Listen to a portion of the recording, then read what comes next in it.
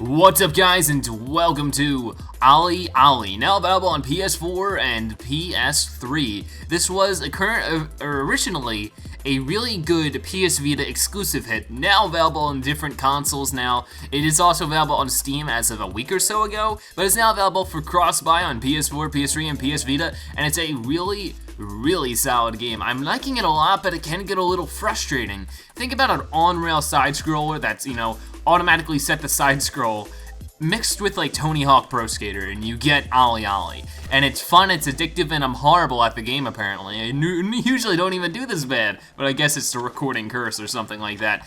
It's a very solid game, and it's really something you can easily pick up, put an hour into, and then just be done, whether a long car ride or a train ride away. Very easy with OlliOlli. And now that it has cross-buy, of course, you can play it at home, you can play it on the road, just anywhere you want.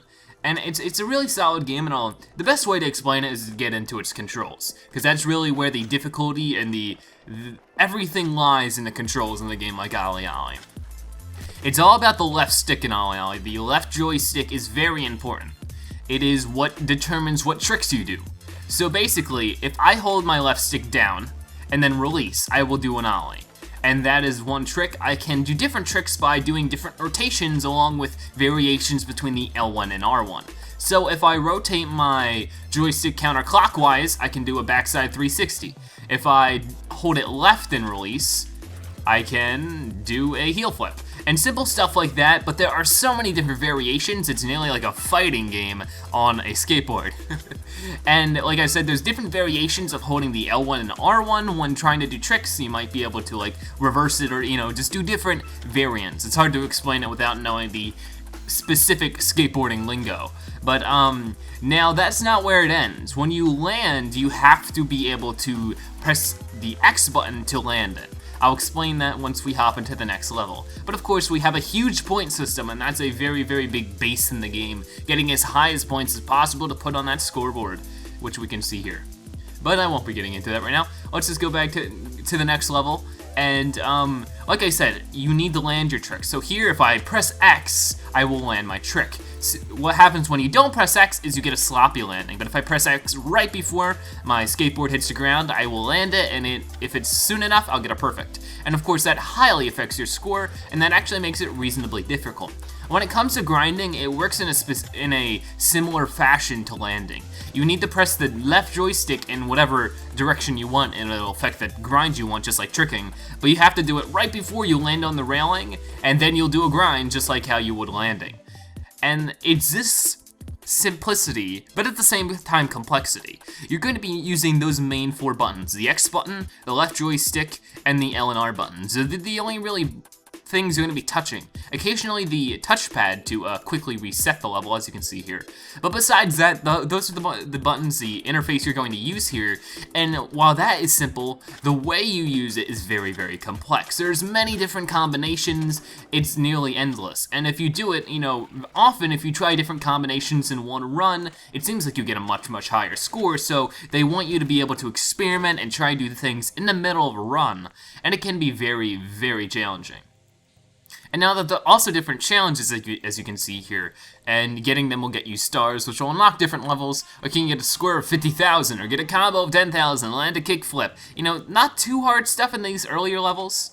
Another thing to comment on is how awesome this art style is. It's very unique. The character shines because everything else is so plain, I guess you can say. In most of the environments, the colors are very, like bland in a sense, where it's gray or brown or, greenish yellow.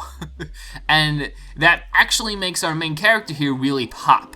It makes him really stand out in the whole entire game. Of course, it also makes the text like the score really pop out as well, because that has some brighter colors to it. And it's overall very interesting art style. I also like how our skater has a little bit of a beer gut.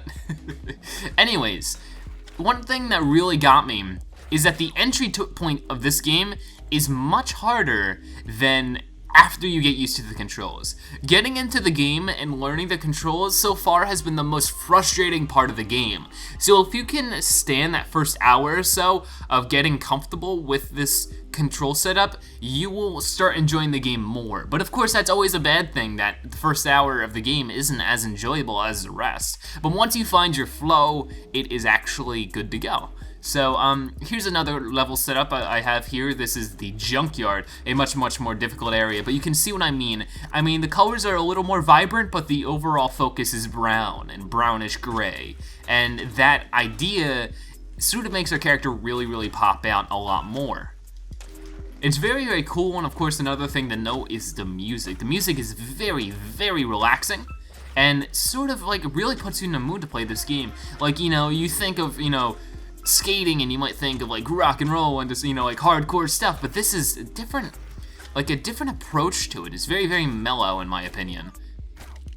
Except when you fall and break all your bones and get that very gruesome looking sprites detail. That really threw me for a loop seeing that.